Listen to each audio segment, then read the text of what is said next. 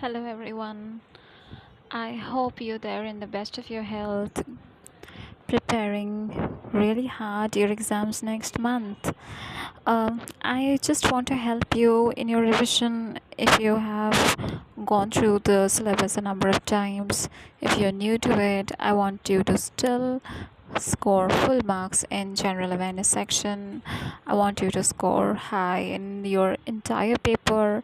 I want you to ace the examination in a successful manner, like not just grazing the cutoff but going really really high above it, so that after giving the examination you can just prepare for the mains without thinking that what if you are not able to clear the examination. So there should not be any negative thought coming across your minds. So, with that idea, I've started this series where I intend to complete the entire syllabus. So, let's hope you've read the previous taught lecture, like you've referred to the books of all that was taught in the previous lecture. So without wasting much time, I would like to start. Make sure you like, share and subscribe. Make sure you comment. Make sure you tell me what you need. Make sure if you tell me if you have any problems with the lecture, with the style of teaching. Make sure make sure to write down if you need anything else. Okay. So we were discussing the company rule, and as we said that this series is going to be like, we are going to discuss the company rule, then the crown rule, and then we are going to start with how these British, Dutch, French, these foreigners, they invaded India. They came into India, like not invaded, like we know that they came in for trade purpose, and how Britishers gained monopoly, and what were the series of events that happened in the past, and finally how we gained independence. So that is the way it is going to go. So without wasting any further time, let's start. So we are going to discuss the four charter acts. You can see they are written on the screen. So all you need to do is take a pen and paper and start jotting down all the important points you feel from this lecture. You feel they are important takeaways, write it down, because you know this examination is not like it's an objective examination, but I'm going to deliver this lecture as if you're listening to a story, as if you're listening to a tale. So we know that when we listen to stories, like when we were told fables when we were children, we could retain those stories better. So this style of teaching is just meant for your better attention. So prepare your mind. Before you start, tell yourself, I'm going to remember everything. I'm going to remember all that I'm going to hear. I'd prefer you jot down the points, then you listen to it once again to ensure that you have learned everything, you will remember everything. After which, refer to the books, whichever book you're consulting. Read the book, and if you find anything extra, just add to the note, and you read that note regularly. Make sure you revise. Don't forget to revise. Don't forget to attempt mock tests. So let's start. We will start with the Charter Act of 1793. Now we'll quickly remember the Charter Act of 1786, because everything is in relation. Okay.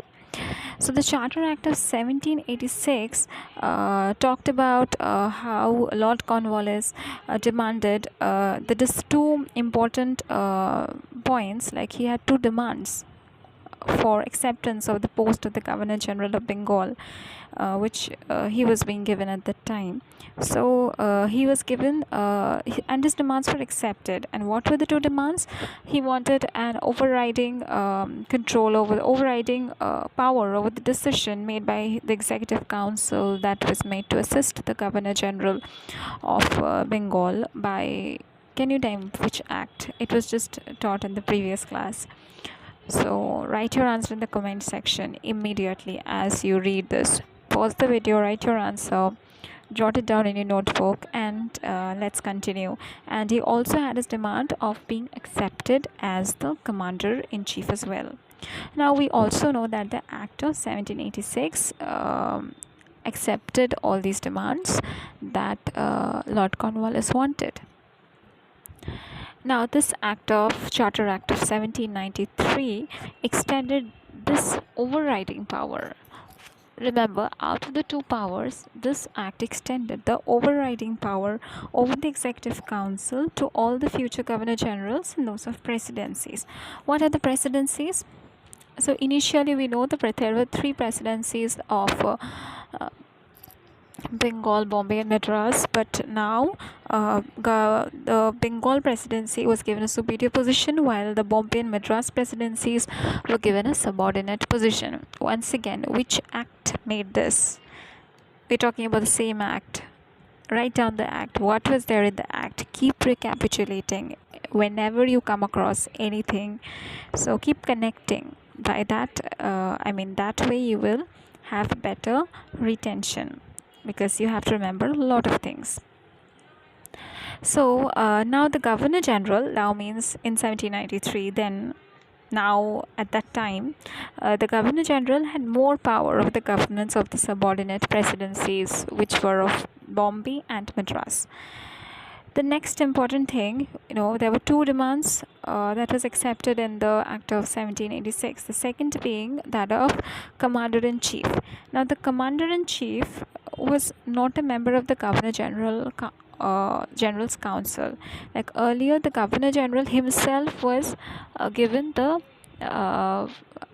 given the power of being the Commander-in-Chief, because Lord Cornwallis wanted so. But now, like in the Charter Act of 1793, the Commander-in-Chief was not a member of the Governor General's Council, but in a special case where he was separately appointed to be so, he could become a member of the Governor General's Council. This act has another important point, like another significance, that is the trade monopoly of the East India Company under the governance of the British Crown, that is at that point was being extended to 20 more years for the next 20 years. It was 1793. It talked about till 20 years, which means the next is till 1813. Okay. Now, do you remember the Board of Control? The Board of Control that was introduced under the Pitt's India Act of 1784. The Board of Control was made, we remember from the previous day's class that the Board of Control was made to manage the political affairs of the company, along with the already prevalent Court of Directors, then looking after the commercial affairs, thereby being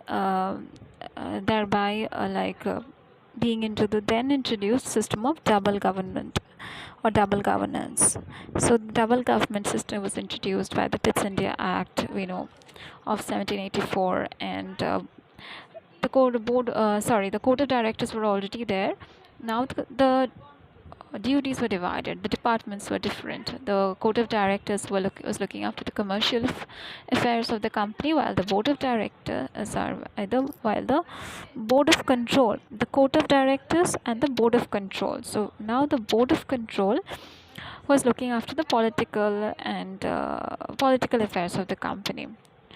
Now these members of the Board of Control and their staff, by the Charter Act of 1793, were supposed to be paid out of Indian revenues. Now let's quickly revise certain important facts. So can you remember the number of members of the Court of Directors, which was created in London? I'm going to tell you the number of members, that is 24, and you're going to write which act formed the Court of Directors. We just read this in the previous video.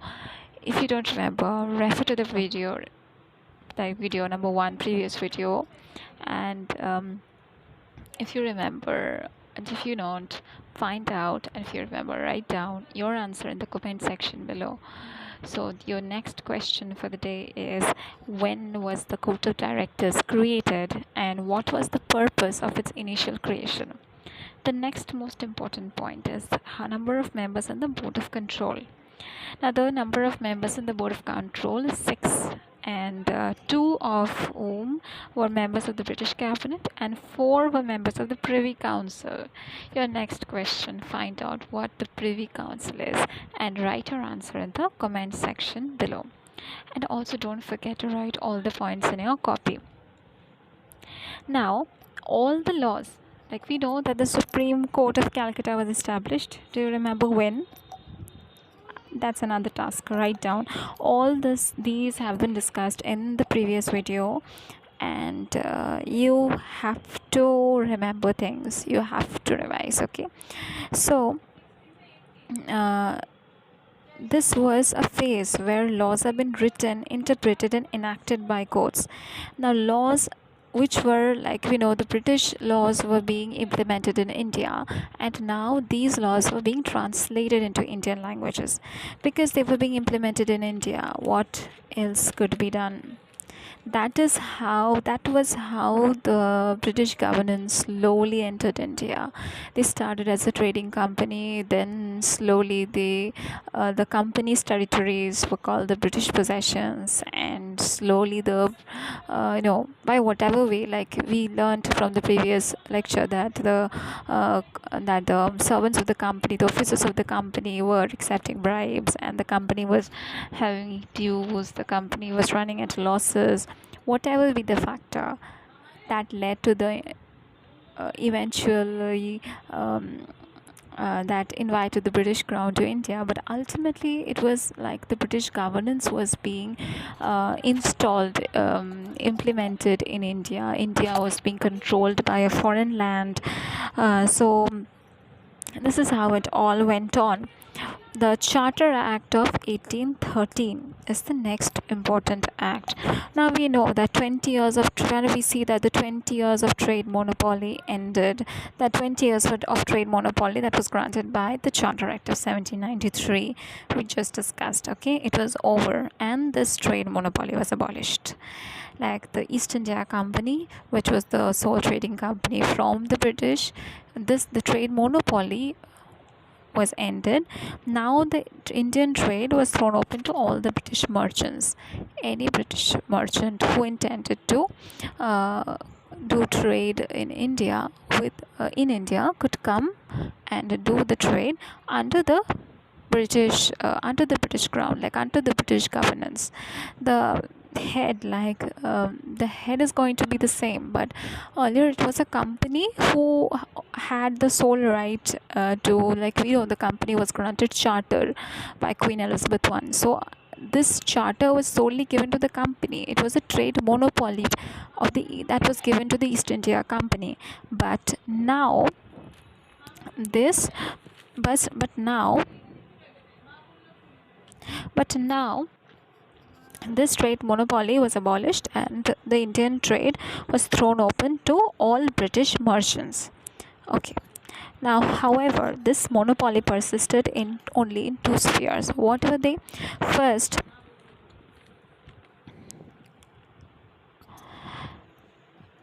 over trade in tea and trade with China. These two trades had East India Company's monopoly still prevalent on them. Now, the sovereignty of the British Crown was being asserted over the company's territories in India, which was already termed as the British possessions in India. The British Crown was controlling these British possessions in India, and which act called the company's territories in India the British possessions in India? It was the Pitt's India Act of 1784. The next important thing is Christian missionaries were allowed to enter India for the spread of Western education in India. So till then, it was only the Indian traditional system of education prevalent in India. But now the Britishers started introducing their system of Western education, which is still prevalent, we know, and 1 lakh rupees was annually allotted for the education of India, for the education of Indians. Next important thing is the introduction of taxes to be imposed on persons by authorized local governments, and the persons were punished on not being able to pay the taxes. The next important act is Charter Act of 1833. Students, pay attention. I hope you are paying full attention. The Charter Act of 1833 made the Governor General of Bengal the Governor General of India. Now, the Governor General of Bengal was being called the Governor General of India. And the Governor General of India was given all the civil and military powers. It was the first time that the government of India was given territorial authority, but over the British possessions in India and also under the British crown, the supremacy. It was the British supremacy being maintained.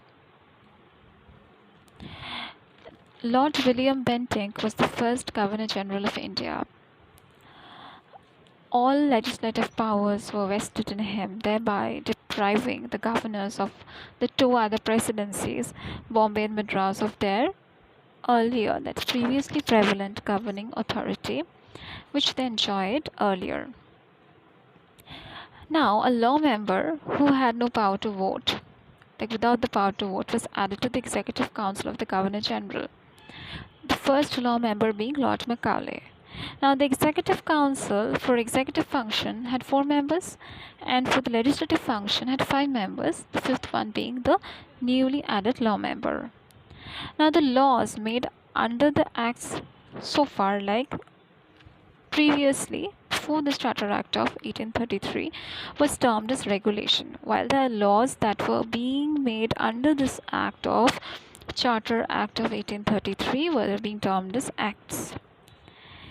Now, the East India Company, which entered as a purely trading company, now became a purely administrative company under the governance of Great Britain. Are you clear? Are you keeping good? Just a little more. Stay patient. This act also made an attempt to introduce Indians into the Indian Civil Service selection procedure, but the idea was opposed and thereby negated by the Court of Directors, who still enjoyed the power to do this. The next significant act of this era under the company rule is the Charter Act of 1853. This Charter Act of 1853 separated the legislative and executive functions of the Governor General's Council. Now, we know that already there were a law member added, so slowly, in a very systematic manner, the legislative and executive functions of the Governor General's Council were separated. Now, 6 new members were added to the Legislative Council, to the Council as Legislative Councillors. 4 members of these 6 members were appointed by local provinces of Madras, Bombay, Bengal, and Agra. Okay, this Legislative Council became the Indian Central Legislative Council. It functioned much like a mini parliament, inflicting procedures from the British governance to India.